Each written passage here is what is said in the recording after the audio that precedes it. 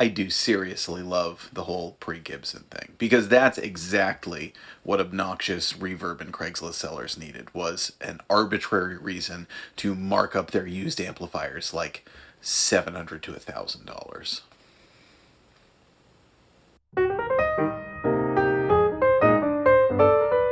Mesa Boogie, a very forward thinking company, and as their amplifier models have evolved, there have been loads of great amplifiers that have been lost and sometimes forgotten. I have said it before, they're like the dwarves of Erebor searching for a home.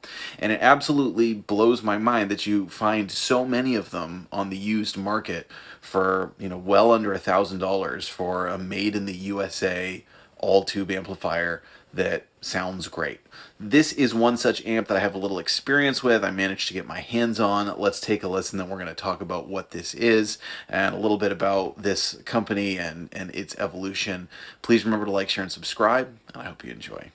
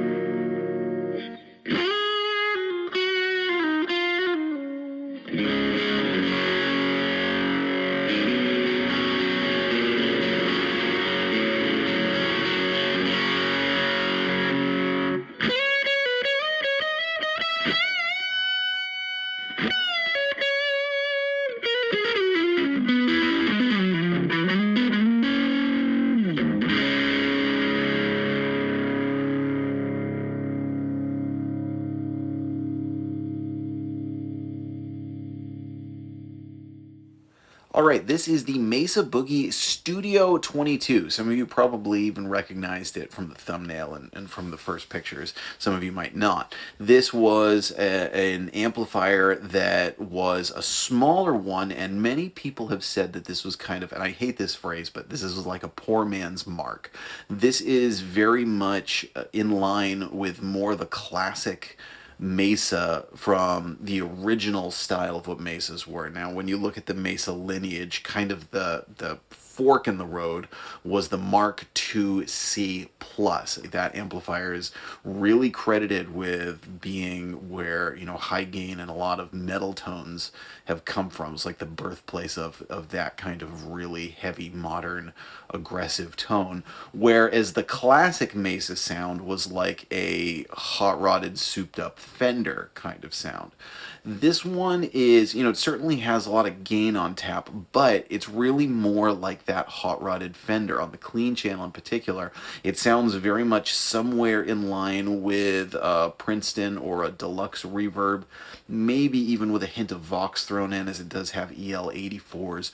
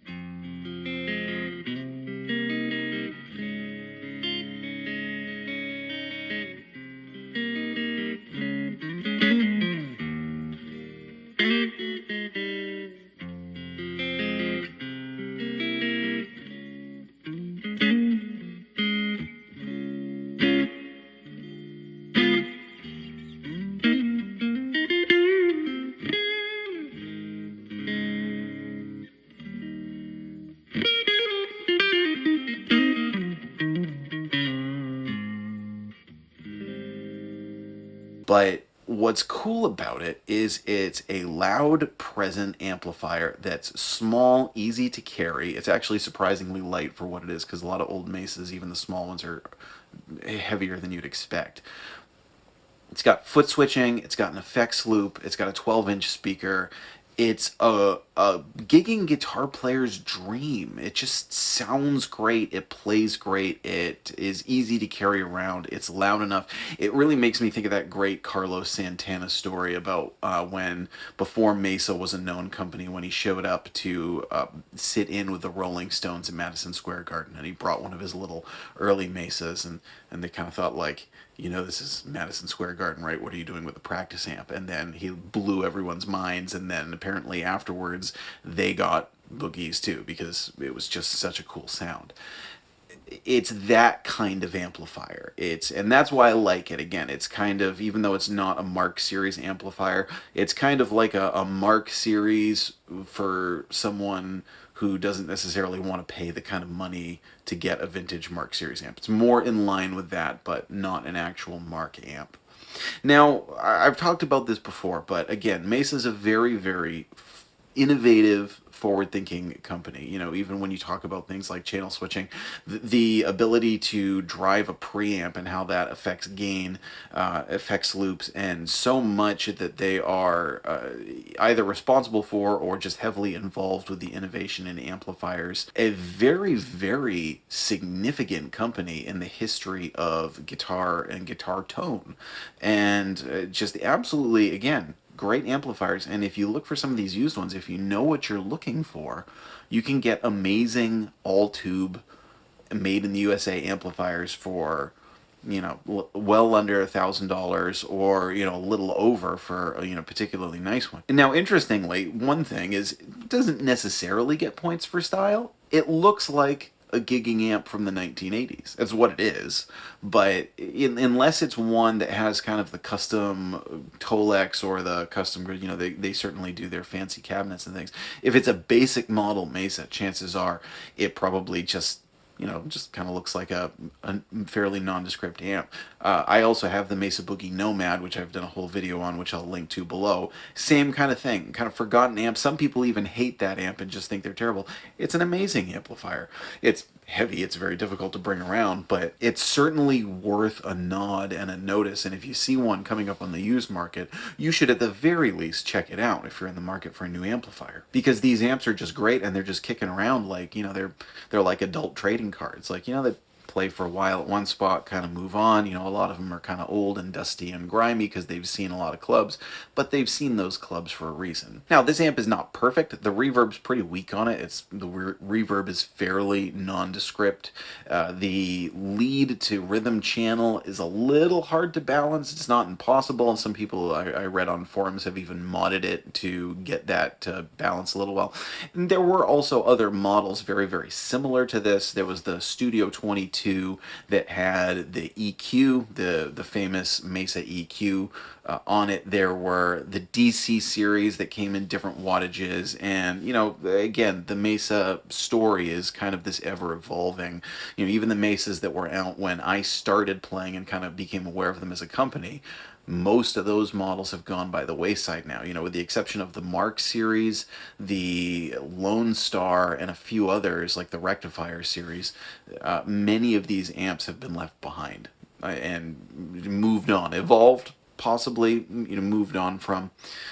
And of course, nowadays, as I made the flippant joke about at the beginning, but a lot of people do have concerns about Gibson owning it. I don't want to jump to conclusions. I want to see how it goes, because the truth is, I don't want to be a negative person, and I don't wish for the downfall of two companies that I actually really like the products of, I should say. You know, I love Mesa amplifiers, I love Gibson guitars. I don't particularly care to see either of them fail. I'd love to see them do well together. So I'm not sitting here kind of scoffing and leaving conspiracy theory comments about how it's going to be terrible. The pre-Gibson thing is like, it was a joke at first, but you already see people doing this, and that's pretty ridiculous. Anyway, let's get back to some tone here. So today you're listening to this amplifier. I've got a Fender Telecaster, a Gibson ES335, and a Fender Stratocaster, and we're going to just listen to a bunch of tones. Now, interestingly, I actually owned this amp briefly, not this exact one. Maybe it was this exact one, I actually don't know. I owned this exact amp briefly, less than 30 days, a little over 10 years ago. Now, at this point in my guitar playing, I was sort of obsessed with getting my own sound. I was younger, a little less experienced. I didn't realize at the time, I guess, that your own sound is something that kind of just happens, and that you also don't necessarily need to be locked into it with gear as much. Your own sound comes as much from just the sounds that you gravitate towards and your own playing as your own playing evolves. So I got it, and I know I had it for less than 30 days because I got it and I returned it to the store where I got it and went with something else. But then over the years, I kind of kept thinking about it. It wasn't necessarily the one that got away because I had it so briefly. You know, I used it for like 1 gig and then jammed with it a couple times. But I kept thinking about it like, you know, that was a really good amp. If I ever see one coming up again, I should get my hands on one of those because that was a good amp. Maybe it wasn't the smartest thing for me to move on from that. Luckily, one came up. I was able to get it, and in kind of vindicating myself, I was right. It was a really good amp, and it just didn't happen to fit what I was looking for at that point in my life. But now I'm really appreciative to have an opportunity to get it again. So let's listen to some clean. Let's listen to some overdriven. Let us know in the comments. Have you played this particular amplifier? Are there any of the other Mesa models that you own or have played that are like the dwarves of Erebor, searching for meaning after their homeland has been taken by Smaug the Terrible? Please let us know in the comments. Stick around for some more tones. I'm Jack Fossett. Remember to like, share, and subscribe. And I hope you enjoy the rest of the video.